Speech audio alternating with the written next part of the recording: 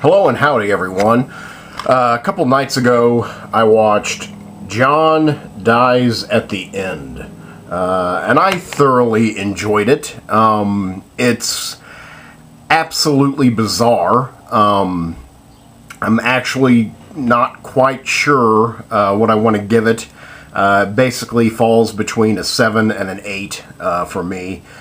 I think sitting at home, I would give it a 7. Just watching it by myself was a 7. But I think the film is a tremendous success. It really made me wish that I had seen it on the big screen. I wanted to see it on the big screen, but it was only on, I believe, one screen for 1 week here in Los Angeles. So I did not get that opportunity. But I have noticed that already since leaving the theater, just, 4 months ago, it has already had a few midnight screenings. And that's what I want to go to, because this is an instant midnight movie cult classic. And it should be watched late at night, inebriated in some fashion, and with a large amount of people. If I had watched this at midnight, inebriated in some fashion with a large amount of people, who knows what I would have given this film, because it's insane. And I'm sure the experience of watching it with a lot of people is just tremendously fun. I mean, it seems like it would be. I almost can't wait for like 10 years from now to see this on the big screen with like John Dies at the End hardcore fans, because that will be a fun time. So it has the potential to be a tremendous experience at the old movie house, but I did not see it in the theater. I mean, seriously, in that situation, I probably could have walked away from this film and giving it a 9, and then maybe leaning to an 8. But I think, it's a solid 7, just because it's original enough and interesting enough. It definitely plays by its own rules. I'd say maybe sometimes to a fault.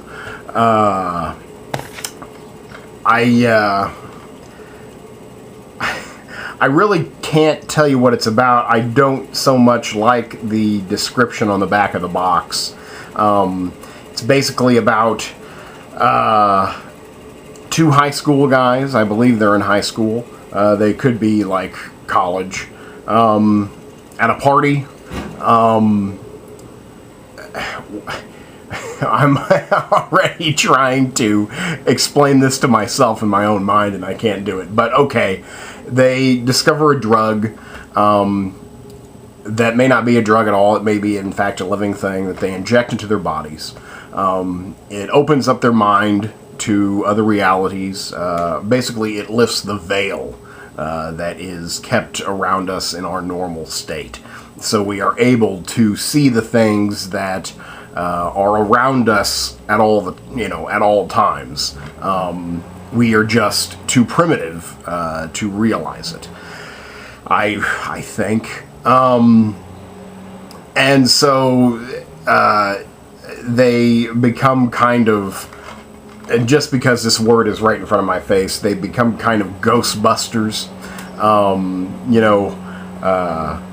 solving interdimensional creature problems, all while being separate. The whole time the film is told out of order. It's told out of sequence. So now I just gave you the linear version, but it's told kind of nonsensically, which I think fits in with the rest of the film. But like another alternate universe is trying to come over to our to our universe to take the brightest minds, the best people, and eventually everyone, and feed them to that universe's ultimate intelligence, which I believe was called Karok. Yeah, and so they have to go through the dimensional portal and destroy Karok before Karok comes over here. Again, I think the film does a much better job of the story I just told. Okay, I can't tell you too many names. Besides reading them to you. We've got the two main stars, Chase Williamson and Rob Mays. I'm unfamiliar with both. I thought they both did a good job.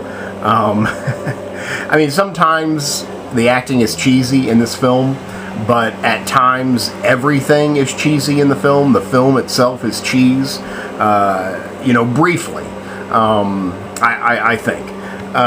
So they do a good job.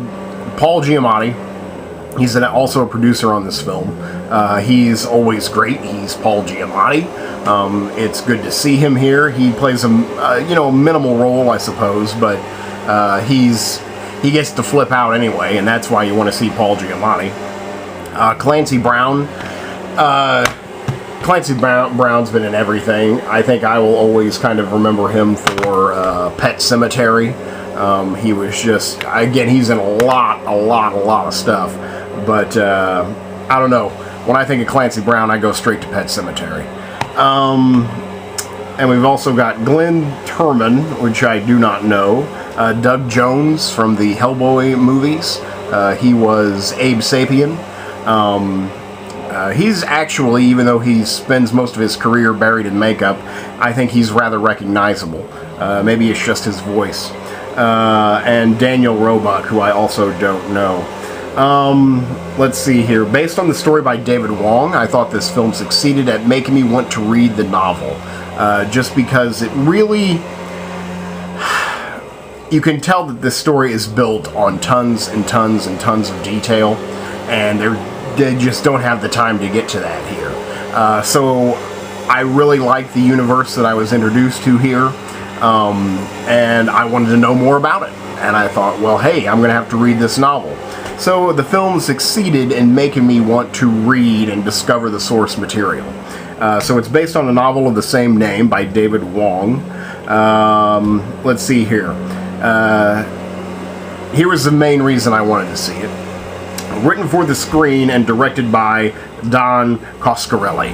Don Coscarelli did Phantasm. He's responsible for at least, perhaps all of the Phantasms, but I think they made like maybe 4 of those. I know they made 3, but possibly 4 Phantasms.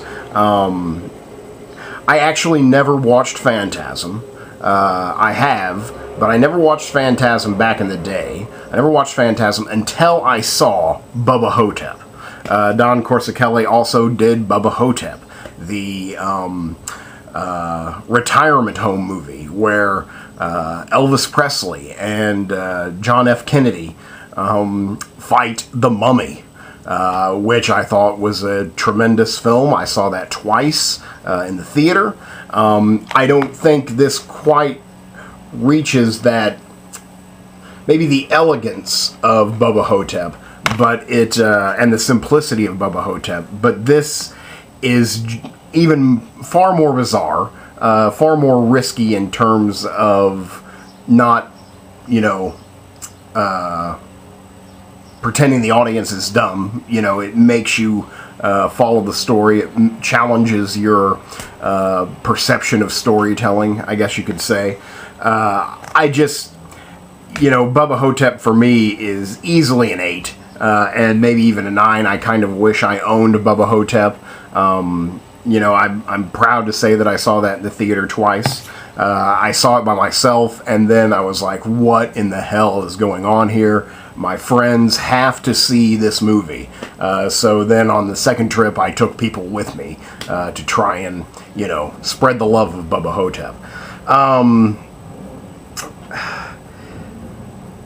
Phantasm is still very odd to me. I'm not It's not one of my favorite horror films, but it's definitely unique. Everything he does is unique. The Phantasm guy, the old man from Phantasm, is in this film, and it was good to see him. He has a very, very creepy cameo, which is great because he's very creepy. I guess the only thing that detracts is that the film is psychotic. You know, the film is crazy, and then it plays by its own rules, and it does that at all stops. You know, not everything makes sense. Not everything is required to make sense. If it just needs to happen, it's going to happen. You know, it's very much like a live-action cartoon. But I love cartoons, so I kind of love this movie. Like, say, Clancy Brown, for instance. He plays a mysterious, like, all-powerful character. He barely has any lines. He definitely doesn't have an arc. He's just kind of there. You know, he comes and he goes. He's, I don't know. I have really, like, no memory of, like, what happened to his character after this one scene, which itself is open-ended. So it's just like,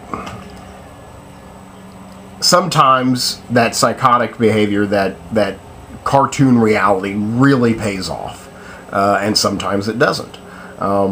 So that's basically what it boils down to for me.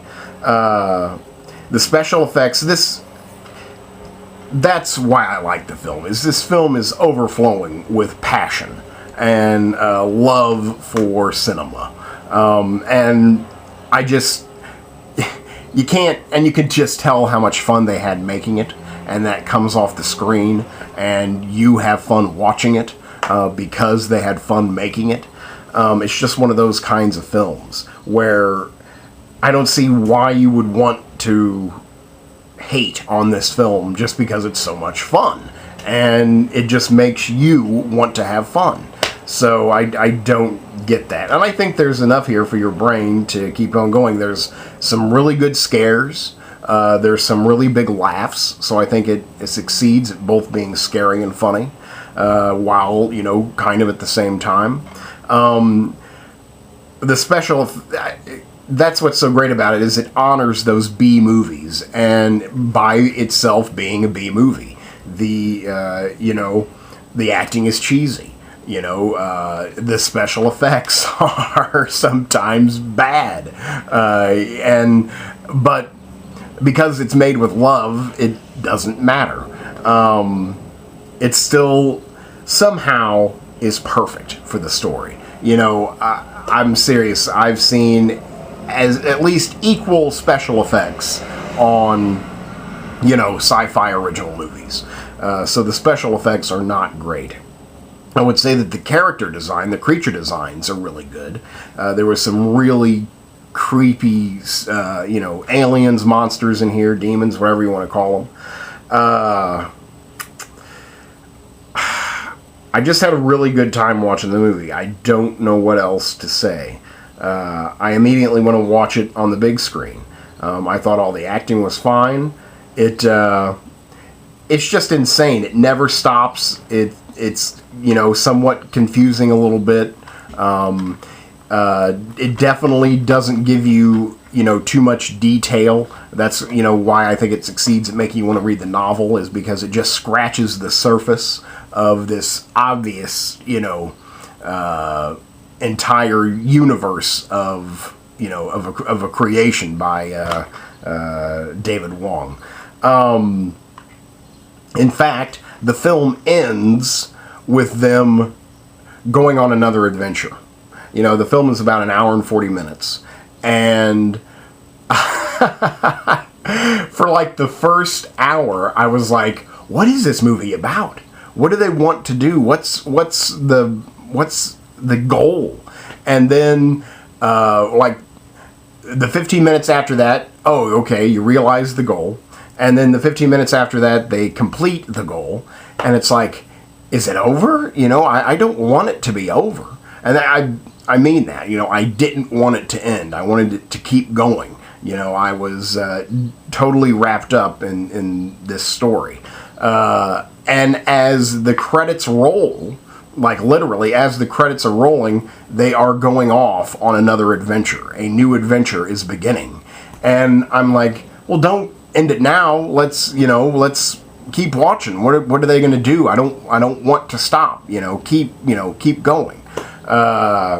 So in a way, I almost kind of hope there's a sequel to this. I don't think there is a book sequel, but I didn't want it to end. So I think that says something. I was just totally wrapped up, and I was disappointed that I was like, this is how it ends. I don't tease me.